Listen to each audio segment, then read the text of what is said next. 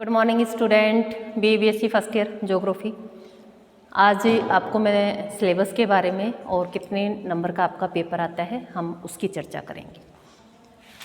BSc first year new student, और सबसे पहले महाविद्यालय में आपका स्वागत है कि जैसे ही बच्चे स्कूल से कॉलेज में आते हैं तो थोड़ा सा लाइफ चेंज हो जाती है। तो एक क्लैप बनती है कि अच्छे परसेंटेज से आप पास हुए और अब आप कॉलेज के स्टूडेंट हैं। और सबसे खुशी की बात यह है कि आप पूजा महाविद्यालय के स्टूडेंट हैं। बात करते हैं ज्योग्राफी के सिलेबस की। देखिए क्या होता है, BA और BSc दोनों में सेम पेपर चलता है, क्योंकि जो ज्योग्राफी हमारा सब्जेक्ट है आर्ट्स और साइंस दोनों संकाय में आता है। जो हमारे BSc के स्टूडेंट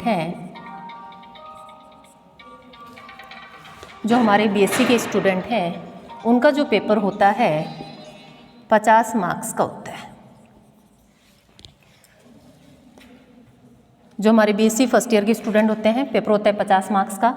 और इसमें अपने पास दो पेपर चलते हैं बेटा। फर्स्ट जो पेपर चलता है उसको हम बोलते हैं भौतिक भूगोल। फर्स्ट जो पेपर का नाम है वो है हमारा भौतिक भूगोल। और जो सेकंड हमारा पेपर चलता है वो है राजस्थान का भूगोल। राजस्थान का भूगोल। देखिए क्या होता है कि BA वालों का सेम पेपर होता है, सेम टाइमिंग रहता है, लेकिन मार्क्स कितने होते हैं? 75 मार्क्स का। BA के जो स्टूडेंट होंगे उनके 75 मार्क्स का पेपर होगा। BSc के जो स्टूडेंट होंगे सेम पेपर होगा, लेकिन कितने मार्क्स का होगा? 50 मार्क्स का। जो क्वेश्चन उनके 15 मार्क्स का आएगा वो आपके 10 मार्क्स का आएगा। तो सेम है, एक साथ पेपर होंगे। आपके दो पेपर होते हैं, इसमें एक है फर्स्ट है भौतिक भूगोल और दूसरा है राजस्थान का भूगोल। दोनों ही पेपर ध्यान से पढ़िएगा आप, क्योंकि दोनों ही आपकी परसेंटेज को प्रभावित करते हैं। भौतिक भूगोल है, ज्योग्राफी का सार है। हम कह सकते हैं कि भूगोल में अगर आपको भविष्य बनाना है तो ये भौतिक भूगोल आपको आना अति आवश्यक है। दूसरा, हम राजस्थान की भूगोल की बात करें, ये भी आपके लिए अति महत्वपूर्ण है। उसका कारण क्या है कि आप RPSC की जितनी भी एग्ज़ाम दोगे उसमें आपको ये राजस्थान का भूगोल तैयार मिलेगा।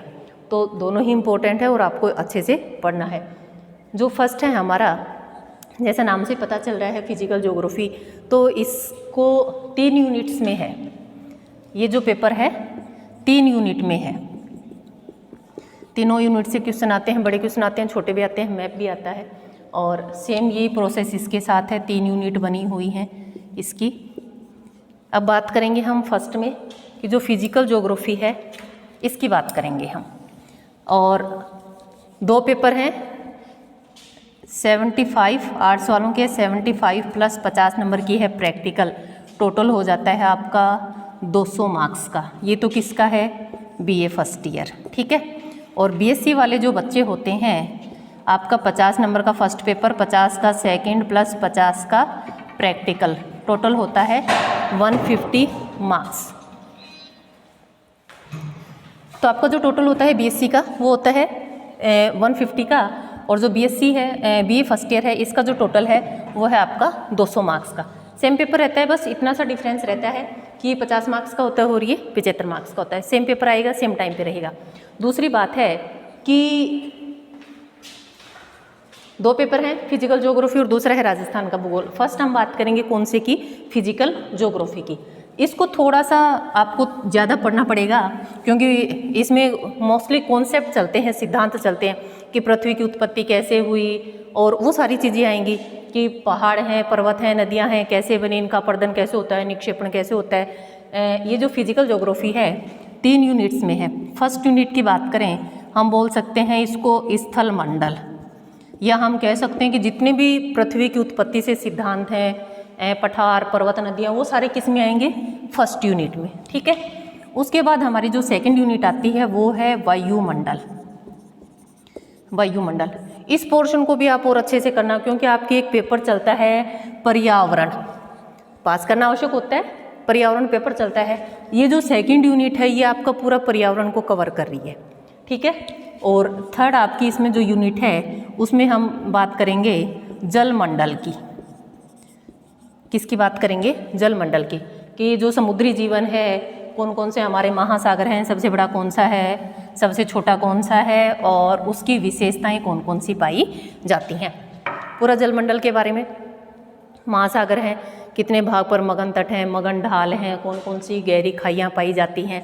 इसी में हम ज्वार भाटा की बात करते हैं, कोरल रीफ्स होती हैं, प्रवाल भीतियाँ होती हैं, वो सारे उन सब का वर्णन हम किस में करेंगे, जलमंडल में। तो ये था हमारा भौतिक भूगोल जो इम्पोर्टेंट है। इस वाले यूनिट को और अच्छे से करना, क्योंकि आपका जो एक पेपर है वो ये भी कवर कर रहा है। जो पर्यावरण शिक्षा है वो एक यूनिट क्या कर रही है, आपके पर्यावरण शिक्षा वाले पार्ट्स को भी कवर कर रही है। तो एक तरह से देखा जाए, जब मैं ये वाला पार्ट पढ़ाऊंगी तो ये मान लीजिए कि आप चाहे बीए की स्टूडेंट हो, बीएससी की स्टूडेंट हो, आपके पास चाहे कोई भी सब्जेक्ट हो, आपको ये वाली यूनिट पढ़ना क्या है, आवश्यक है। अब बात करें कि वायुमंडल वाले पार्ट में हम क्या क्या पढ़ेंगे, तो वायुमंडल में सबसे पहले तो हम वायुमंडल के बारे में ही पढ़ेंगे। उसकी संरचना, कौन कौन सी गैसें थी, वायुमंडल में कितनी परतें पाई जाती हैं, उनके बारे में पढ़ेंगे।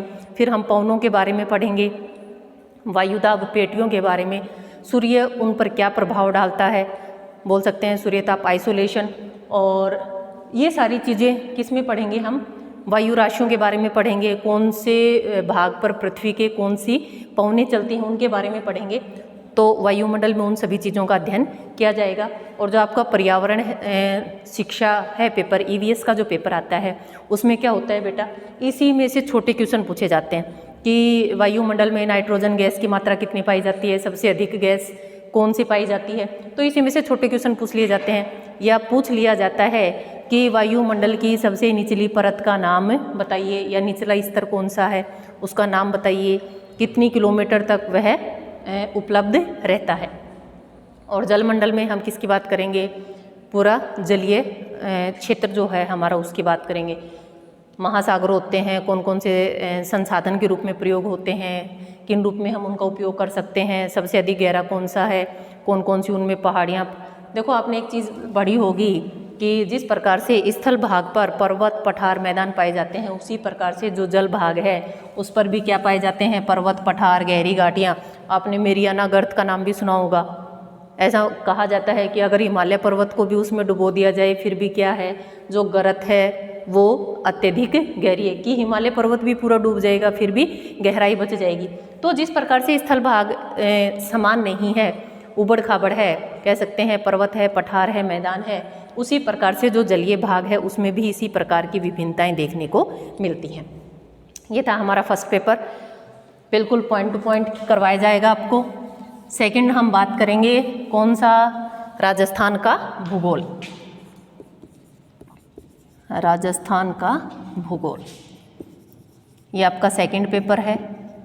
पेपर भी इस अकॉर्डिंग आएगा कि इस डेट में फर्स्ट पेपर आपको याद होना चाहिए कि फर्स्ट पेपर कौन सा है, सेकंड पेपर कौन सा है। ये आपका सेकंड पेपर है, कौन सा है, राजस्थान का भूगोल। राजस्थान के बारे में जितनी भी कह सकते हैं हम जानकारी उपलब्ध है वो किससे प्राप्त होगी हमें, कि उसका विस्तार कितना है, लंबाई, चौड़ाई, नदियाँ कौन कौन सी बहती हैं, कृषि खेती कौन कौन सी फसलों की जाती है, पशु संसाधन में क्या है, जनसंख्या क्या है, मतलब घर किस किस प्रकार के बने होते हैं, पत्थर के बने होते हैं, ईंटों के बने होते हैं। मतलब हम कह सकते हैं कि कोई भी ऐसी चीज़ नहीं है जिसका अध्ययन हम किस में नहीं करेंगे, राजस्थान के भूगोल में नहीं करेंगे। कौन कौन सी नदियाँ बहती हैं, कौन सी नदी कहाँ से निकलेगी, आदि खारी, आदि मीठी नदी कौन सी नदी को कहते हैं, तो उन सभी चीज़ों का अध्ययन हम किस में करेंगे, राजस्थान के भूगोल में। इसको आप अच्छे से पढ़ना, क्योंकि अगर आप अपने जीवन में सफल होना चाहते हैं और कोई भी आप आरपीएससी का पटवारी से लेकर फर्स्ट ग्रेड, सेकंड ग्रेड, कोई भी आप कॉम्पिटिशन एग्जाम दोगे, आरएस का देते हो, तो उसमें ये राजस्थान का भूगोल आपको तैयार मिलेगा और इसका आपको सामना करना पड़ेगा। इसलिए अच्छे से पढ़ना और इसके नोट्स भी अच्छे से बनाना आप साथ साथ। आज के लिए इतना ही, और कल हम करेंगे स्टार्ट वायुमंडल वाले पोर्शन से। धन्यवाद।